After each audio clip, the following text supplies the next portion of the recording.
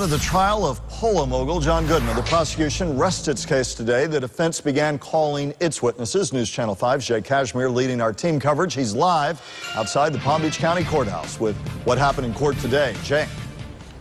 Michael, the tide turned today in this case. As you mentioned, the defense is now flexing its muscles, really taking the helm of this case, trying to prove that John Goodman's Bentley malfunctioned on that fateful night in 2010, trying to prove that John Goodman, in fact, suffered a concussion on that night. All of this a part of the well-documented opening statements by Roy Black. Today, we saw more of the latter testimony. We had a medical doctor on the stand today really talking about brain injuries surrounding John Goodman, brain injuries and concussions surrounding the details of this case. But a big, powerful point today was the prosecution. Before they rested their case, they brought on Palm Beach County's medical examiner. Autopsy photos of Scott Wilson were shown in court today, and that proved to be extremely dramatic, extremely compelling, not just for the jurors, but also for Scott Wilson's family. They were here. A very emotional day in court as well.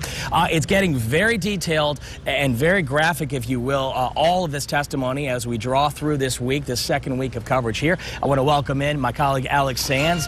News Channel 5's Alex Sands has been covering this side by side with me here. He has more on today's breakdown of these crucial detailed facts and figures that came out today. Alex.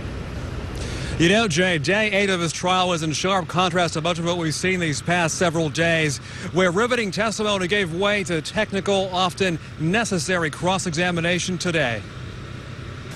At times, it appeared it was wearing on the jury. A detailed cross-examination of the mechanics and the accuracy of the investigation. There's a reason that you have to calibrate these electronic devices, isn't there? Yes. The reason is to ensure accuracy.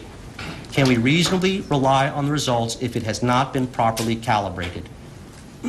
Was there any type, or is there any type of report or receipt or some sort of document which is generated from this scale to indicate exactly what the weights were? No.